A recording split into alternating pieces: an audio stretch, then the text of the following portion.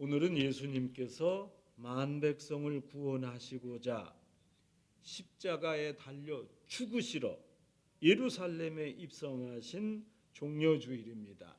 예수님이 오늘 예루살렘에 입성하시고 마지막 6일 지내시다가 금요일 이제 십자가에 달려 죽으셨습니다. 예수님이 예루살렘에 입성하실 때 제자들과 또 거리의 사람들, 어린이들이 종려나무 가지를 흔들며 환영했기 때문에 오늘을 종려주일이라 부릅니다.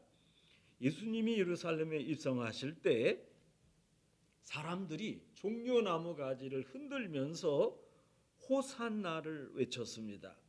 요한복음 12장 13절에서 주님을 환영하며 외쳤던 찬양이 나옵니다. 종려나무 가지를 가지고 맞으러 나가 외치되 호산나 찬송하리로다. 주의 이름으로 오시느니 곧 이스라엘의 왕이시여 하더라. 여러분, 이들이 외친 호산나의 뜻은 이렇습니다. 예수님은 우리를 구원하실 메시아이시며 예수님은 이스라엘의 왕입니다. 이것이 바로 호산나입니다. 종려주일에 구세주이신 예수님이 예루살렘으로 입장하실 때 제자들과 그 모든 사람들이 크게 찬양하고 호산나 우리를 구원하소서 이렇게 외치며 영접했습니다.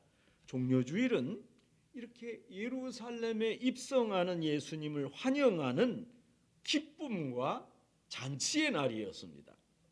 여러분, 그러나 또한 종려주일은 예루살렘에서 예수님의 십자가 고난이 시작되는 날입니다. 이제 환영했지만 이제부터 예수님이 십자가를 향해 나가십니다. 사실 예수님은 십자가에서 죽으시러 예루살렘으로 입성하셨습니다. 당시 예루살렘은 예수님을 환영하는 열기로 가득 찼기에 곧바로 이어지는 고난 주간과 잘 연결이 안 됩니다. 종려주일 이들이 예루살렘에 입성하시는 예수님을 그토록 환영했지만 갑자기 선회에서 예수님을 십자가에 못 박으라, 바라바가 아니라 예수를 십자가에 못 박으라 이렇게 소리치고 예수님을 외면했습니다. 예수님을 환영하던 사람들은 순환당하는 예수님을 조롱하고 수치를 주는 이들로 바뀌었습니다. 여러분, 그리고 보면 사람들은 참으로 죽을 듯하게 변덕을 부립니다. 예수님을 환영했던 이 종려주일과 예수님을 외면하고 무시하고 천하의 못된 강도 바라바보다 못하게 여겨서 예수를 십자가에 못 박으라 결국 죽게 한 그 고난 주간이 대비됩니다. 여러분, 오늘 종려주일이 기쁜 주일입니까? 슬픈 날입니까? 예수님의 십자가 고난과 부활에 참여하려면 그러나 우리는 제자들처럼 주님을 향한 뜨거운 환영과 찬양이 있어야 한다. 그 뜻입니다. 비록 예수님이 십자가에 못 박혀 죽으시지만 이제 우리를 구원하신 하러 오신 예수님을 환영해야 하겠습니다. 종려주일 사람들은 이 올리브나무, 종려나무 가지를 땅에 깔고 겉옷을 벗어서 길에 펴서 예수님이 그 위로 지나가시도록 했습니다. 함께 하던 어린아이들이 나뭇가지를 들고 예루살렘에 입성하는 예수님을 향해서 환호했습니다. 여러분, 이 모든 내용이 오늘 성경 시편 118편 26절에도 나옵니다. 성도 여러분, 이 장면을 한번 상상해 보시기 바랍니다. 지금 예수님이 나귀를 타고 천천히 예루살렘으로 입성하셨습니다. 나귀는 평화를 상징합니다.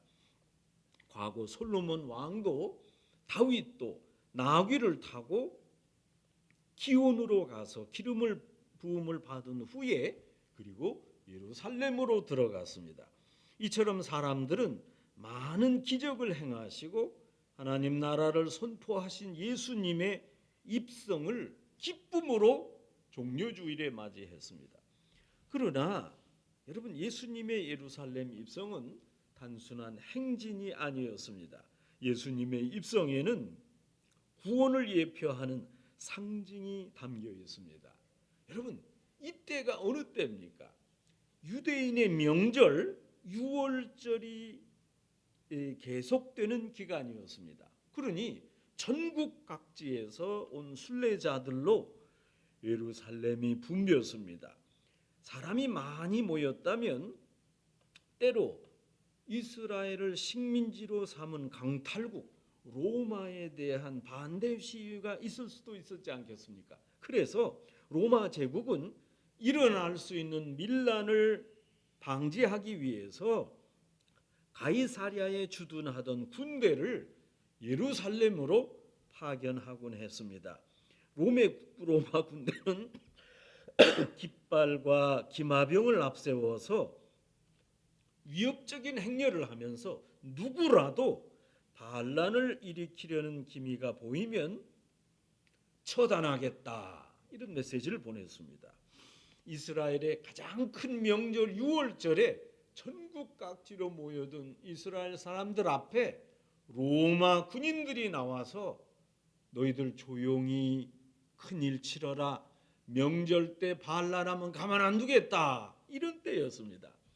그러나 예수님의 나귀 행렬은 이런 로마의 위협적인 위풍당당한 행진과는 전혀 달랐습니다. 예수님의 입성은 아주 초라했습니다. 예수님은 아무런 안장도 없이 말이 아닌 나귀 새끼를 타고 예루살렘으로 입성하셨고 제자들의 겉옷이 깔린 그 길로 지나가셨습니다. 여러분, 예수님은 오늘 성경의 복음서에 보면 나귀도 아닌 나귀 새끼를 타셨습니다. 여러분, 나귀는 너무 작아서 때로 좀 키가 큰 어른이 앉으면 발이 땅에 닿을 정도였습니다. 예수님의 이런 모습은 전형적인 왕의 행렬과는 거리가 멀었습니다. 예수님이 입성하시던 그날 유대 종교 지도자들은 이미 예수님을 죽이기로 작정했습니다.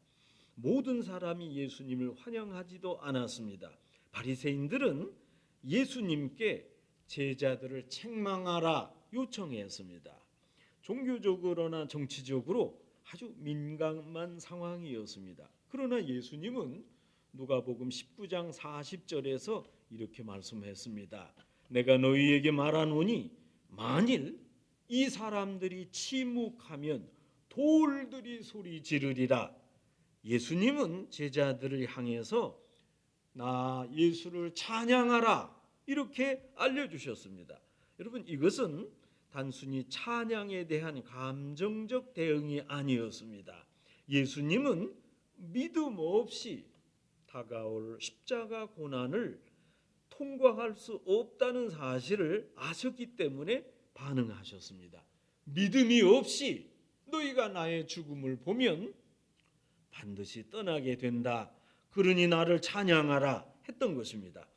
여러분, 우리가 고난을 당하고 환난 가운데 있을 때 하나님께서 우리와 함께 하신다, 그런 믿음을 가져야 됩니다. 하나님은 우리가 편안할 때보다 오히려 우리가 어렵고 힘들 때 우리와 함께 하십니다. 하나님은 우리 아버지십니다. 여러분, 입장 바꿔 생각해 보세요. 여러분 자녀 중에 좀 부족하고 신체적으로 어렵고 힘든 아들이 있다 합시다.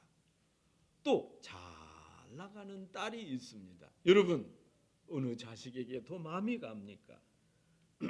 병들고 힘든 자식과 부모가 함께 있고 싶어 합니다. 하나님은 어렵고 힘든 상황에 있는 우리와 함께 있습니다.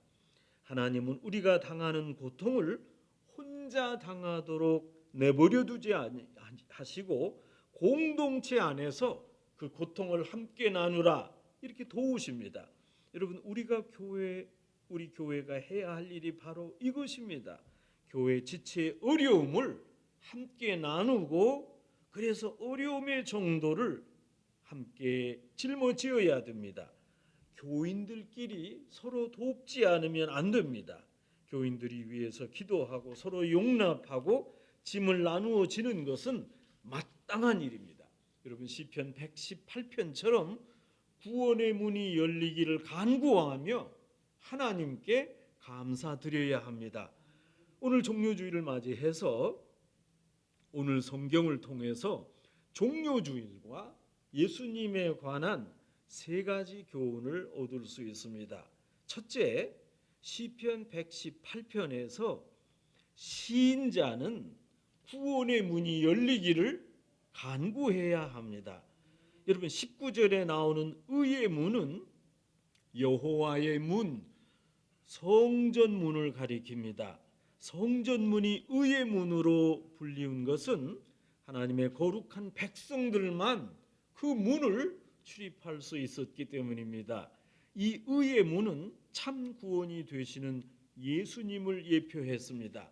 이 의의 문은 하나님의 구원을 경험하고 받은 구원을 감사하는 예표입니다.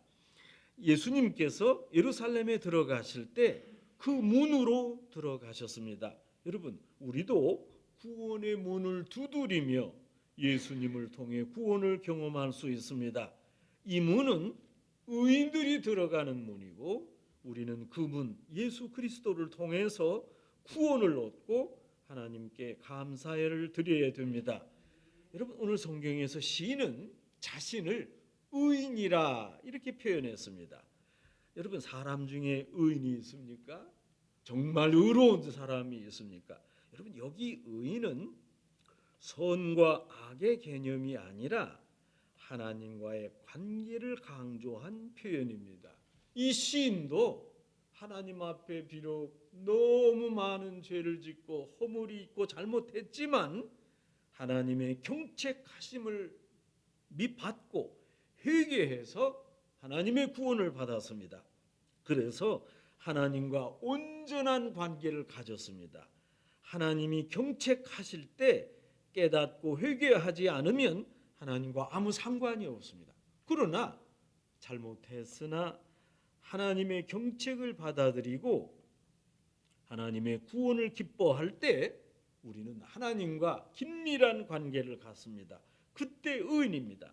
여러분, 우리도 이전에 하나님의 명령을 떠나서 수많은 죄를 지었습니다. 그러는 중에 우리는 하나님과 아무런 관계가 아닙니다. 죄가 하나님과 우리의 관계를 갈라놓습니다. 그러나 후에 깨닫고 하나님 명령에 순종해서 예수님의 대속하심을 믿고 예수님이 나의 구원자이십니다, 이것을 간증할 때 우리가 다시 하나님과의 관계를 온전히 갖고 구원을 얻게 됩니다. 여러분, 이 세상에 아직도 많은 사람들이 하나님과 아무런 관계가 없을 때 우리는 어떻게 해야 되겠습니까? 우리는 우리의 회개 경험과 또 하나님이 은혜를 따라 주신 그 많은 경험, 그리스도의 구속의 은총을 나누고 전해야 됩니다. 여러분, 이것이 전도요 선교입니다. 모든 사람들이 예수님의 구속하심을 입어서 하나님과 온전해지고 또 좋은 관계로 구원을 얻도록 애써야 됩니다. 오늘 성경을 통해 우리가 얻을 수 있는 둘째 교훈은 예수님이 겸손한 왕이시라, 이런 사실입니다. 여러분, 예수님께서 나귀 새끼를 타시고 예루살렘에 입성하신 것은 예수님이 겸손하시고 평화의 왕이심을 나타냅니다. 예수님은 힘과 권력으로 다스리는 왕이 아니시고 놀라운 지혜로 사람들을 지배하고 인도하시는 게 아니고 오직 사랑과 겸손으로 섬기고 다스리십니다. 그러기에 예수님은 스스로 아무 사람도 아닌 듯 겸손하게 예루살렘으로 입성하셨습니다. 우리도 예수님을 본받아 겸손하게 살아야 합니다. 성도 여러분, 하나님은 겸손한 자를 통해서 하나님 나라를 이루어 가십니다. 빌립보서 2장 5절로 8절 말씀에서 예수님을 아주 겸손한 모습으로 묘사했습니다. 여러분, 예수님은 원래 하나님과 같은 존재로 하늘에 계셨지만, 그러나 하나님과 단절된 인간을 구원하시고자 이 땅으로 아주 낮아지시고 오셨습니다. 성탄절입니다. 예수님은 또 우리를 구원하시기 위해 이 세상에 있지 않으시고 성금요일에 다시 낮아져서 죽으시고 음부로 가셨습니다. 이중으로 겸손하셨습니다. 그러나 하나님은 예수님을 다시 부활절에 살리셨고 승천일에 천국으로 올리우셨습니다. 예수님은 겸손하셨지만 하나님은 그 위치를 다시 격상시키셨습니다. 여러분, 우리 크리스찬들은 예수님의 겸손한 태도를 본받아서 늘 겸손하게 살아야 됩니다. 내가 이렇게 겸손해져서 저 밑으로 가면 어떠냐? 어떻게 하느냐? 하나님이 다 올려주십니다. 더 높이 높이 올려주십니다. 셋째, 여러분, 사람들이 예수님의 존재를 무시하고 경시했지만 결국 구원의 핵심이 있습니다. 오늘 이 말씀이 셋째로 주는 교훈입니다. 시편 118편 22절 말씀입니다.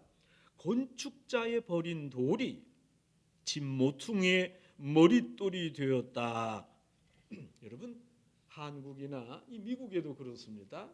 잘 지은 그런 건물 앞에, 정문 옆에 머릿돌 이렇게 되어 있습니다. 그리고 좀 간단한 역사가 있습니다. 이 건물은 언제 지었다 이렇게 되어 있습니다. 여러분, 그런데 이스라엘은 좀 머릿돌의 위치가 다릅니다. 문 정면이 아니고 모퉁입니다. 여러분, 이스라엘에는 돌이 많아서 돌집을 많이 짓습니다. 이스라엘에는 돌이 많기에 오히려 목재는 비싸고 석재는 쌉니다. 솔로몬 성전을 지을 때 그 성전 안에 나무가 필요하지 않습니까? 그래서 백향목등 아주 고급 목재를 이스라엘 북쪽 레바논에서 수입해 들여왔습니다. 이스라엘에서 돌 건물을 지을 때 여러분, 그 기준점은 건물 주광이 아닙니다.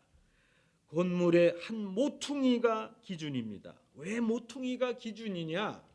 돌로 건물을 지어야 되기 때문에 이쪽과 저쪽의 기준이 맞아야 됐습니다. 그래서 모퉁이의 돌 기준돌을 삼으면 이쪽 면과 또 저쪽 면의 직각을 잘 구성할 수 있고 기준점을 삼을 수 있습니다. 만일 모퉁이 돌이 기초로 온전하게 제자리를 잡으면 건물 전체가 온전하게 견고했습니다. 건축자들이 돌로 집을 지을 때 이제 돌을 고르지 않겠습니까? 그래서 건축자가 좀 못생긴 돌을 버렸습니다. 이렇게 버린 돌이 마침내 이 모퉁이의 기준이 되는 모퉁이 돌로 사용됐습니다. 사람들이 예수님을 몰라서 무시해서 예수님을 무시하고 버리고 고난을 주고 죽게 했지만 바로 그 예수님이 구원의 집을 짓는 기준점이 되었다, 그런 뜻입니다. 이렇게 예수님이 모퉁이돌, 기준돌이 되어 지어진 하나님의 구원의 집에 구원을 얻을 자가 들어갈 수 있고 결국 예수님을 통해서 새로운 생명을 얻게 됩니다. 여러분, 모퉁이 돌은 성경에서 시편 118편에 처음으로 언급됐지만 나중에 예수님도 자신을 설명하실 때 친히 인용하셨습니다. 내가 누구냐? 내가 모퉁이 돌이다. 그 많은 건축자들이 아유 이건 못생긴 돌이다 이렇게 버렸을 때 내가 다시 그 어떤 사람이 그 돌을 주워서 모퉁이 돌로 삼았듯이 유대 종교 지도자요 정치가들이 나를 시기하고 나를 싫어해서 버렸지만 십자가에 죽였지만 내가 다시 살아서 너희들의 구원의 모퉁이 돌이 됐다. 그런 뜻입니다. 건축자의 버린 돌이 집 모퉁이의 머릿돌이 되었나니 이는 여호와의 행하신 것이요 우리 눈에 기이한 바로다. 이 날은 여호와께서 정하신 것이라 이 날에 우리가 즐거워하고 기뻐하리로다. 시편 118편 22절로 24절 말씀입니다. 예수님의 제자 마태는 종려주일에 예루살렘에 도착하신 예수님의 모퉁이 돌에 대해서 말씀하셨던 내용을 마태복음에 기록했습니다. 시편 118편은 원래 유대 민족의 유월절 명절에 읽혀지던 본문이었습니다.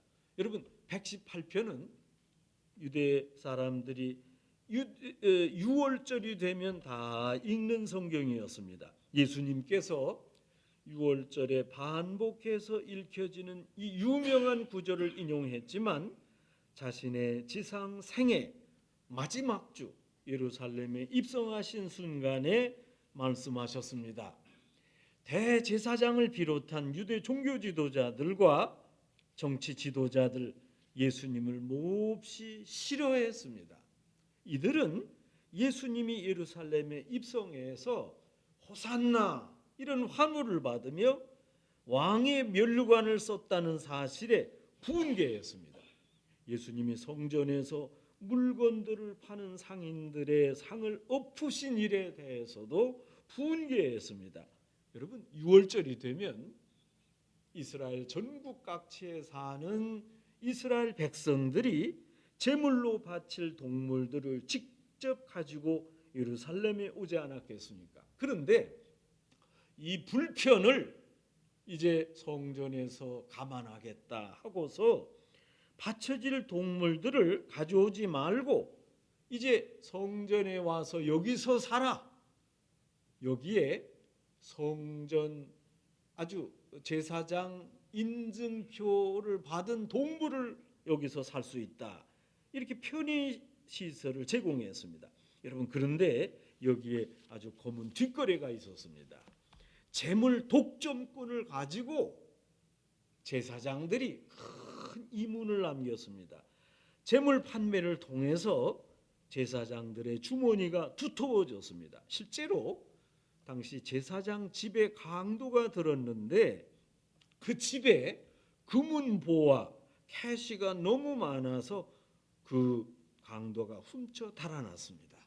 이것을 신고하지도 못했습니다. 이 검은 돈이 있으니 제사장 집에 웬 돈이 많으냐 할 것 아니겠습니까? 예수님이 성전에 입성하신 바로 다음 날 월요일 성전은 만민이 기도하는 집이다. 장사하는 곳이 아니다 하시면서 장사치들을 다 쫓아내자 이제 큰 수입이 없어진 제사장들로서 몹시 화가 났습니다. 이런 거래 중에 성전에 재물들의 상권을 허락하고 이권을 챙겼던 제사장들의 수입이 없어지자 화가 났던 겁니다. 예수님이 백성들을 치료하고 신유의 역사를 일으킨다는 사실에도 화가 났습니다. 아니 자기가 뭔데 저 30살 된 총각이 무슨 혹세무민이 나느냐 이랬습니다.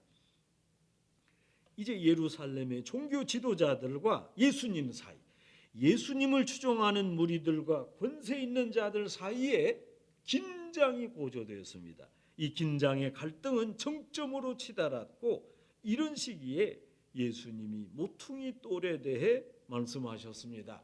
내가 이들에 의해 버려지지만 그러나 나는 한 건물을 세우는 성전을 세우는 중심 머릿돌이 되겠다 하셨습니다. 종려주일에 예루살렘에 입성하신 예수 그리스도께서 유대 지도자들에게 거부당하고 버린 돌이 되었고 결국 십자가에 죽으셨지만 부활하셔서 구원의 가장 중요한 기초 모퉁이 돌이 되셨습니다. 여러분, 우리 인간의 눈으로 볼 때 예수님이 버려지고 패배한 것처럼 보이지만 하나님의 구원 역사가 완성되는 승리의 사건입니다. 버린 돌은 유대인들의 종교 지도자들이 수용하지 않고 버린 메시아를 의미합니다. 예수님이 십자가에 처형되셨습니다. 모퉁이 머릿돌은 바로 예수님의 부활을 의미합니다. 버렸지만 다시 그 돌이 사용돼서 기준돌이 됐습니다. 건물 전체를 지탱하고 건축의 기준점이 되는 가장 중요한 부재처럼 구원의 유일한 기초가 바로 예수님의 부활입니다. 사람들은 예루살렘에 입성하시는 예수님을 머릿돌로 환영했지만 그 주 금요일 결국 예수님을 버렸고 십자가에 못 박았습니다. 그러나 예수님은 부활하심으로 구원을 이루시고 구원의 아주 모퉁이돌, 중심돌이 되셨습니다. 예수님은 유월절에 십자가에 달려 죽으셨습니다. 이스라엘 역사에서 유월절이 어떤 날입니까? 유월절은 유대인들이 애굽 노예로부터 탈출한 사건을 기념하는 해방절입니다.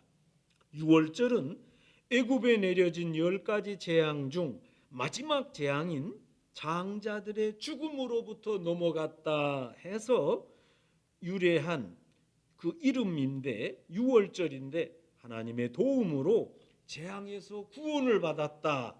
이것을 기념하는 절기입니다. 여러분, 유월절은 노예 생활에서 자유 생활로 전환이요. 슬픔에서 기쁨으로의 전환입니다. 예수님의 십자가는 우리를 구속하여 새 생명으로 인도하셨습니다. 유월절의 메시지처럼 우리는 예수님이 죽으셨으나 다시 부활하셨고 또 우리를 구원해서 우리를 자유케 하시고 또 우리에게 부활을 소망을 주시고자 예수님이 십자가에 달려 죽으신 것입니다. 여러분, 이제 구원을 받은 우리가 어떻게 살아야 하겠습니까? 시편 기자는 시편 118편 17절에서 이렇게 고백합니다. 내가 죽지 않고 살아서 주께서 하신 일을 선포하리로다. 성도 여러분, 이 사순절 기간에 우리도 우리 구원 고백을 외치며 하나님의 사랑을 널리 전하며 살아야 하겠습니다. 오늘 종료주일을 시작으로 이제 고난주간이 시작됩니다. 고난주간 동안 우리는 예수님이 당하셨던 고난을 묵상하고 우리의 삶을 되돌아봅시다. 겸손함으로 평화의 왕이신 주님을 영접하고 주님의 고난에 동참하고 거룩한 한 주간을 보내며 구원의 문을 열어주신 주님을 만나시고 이미 받은 구원을 널리 전하시는 온 성도 여러분 되시기를 주님의 이름으로 축원합니다. 하나님 아버지, 종려주일 저희는 저희 자신의 뜻보다 하나님의 뜻을 따르게 하옵소서. 그동안 저희가 강해서 견딘 게 아니라 끝까지 사랑해 주신 하나님의 손이 우리를 놓지 않았기에 지난 사순절을 나름대로 거룩하게 지내왔습니다. 예수님이 십자가 고통을 참으시고 하나님께 순종하셨던 바를 저희가 본받게 하옵소서. 저희를 향한 예수님의 사랑은 흔들리는 감정이 아니라 하나님을 향해 끝까지 걸어가신 순종의 사랑이었음을 믿습니다. 그 사랑이 우리의 삶의 힘이 되고 우리 영혼의 소망이 되게 하옵소서. 고난주간을 시작하는 종료주일 저희 마음을 다시 새롭게 하시고 예수님처럼 하나님께 순종하게 하옵소서. 저희가 순종할 때 하나님께서 새 힘과 충만한 은혜를 더하여 주실 줄 믿습니다. 고난주간을 지낼 때 예수님이 당하신 고난에 동참하며 예수님이 왜 십자가에 달려 돌아가셔야 했나 묵상하며 저희도 예수님의 구원을 전파하며 예수님처럼 살게 하옵소서. 예수님의 이름으로 기도합니다. 아멘.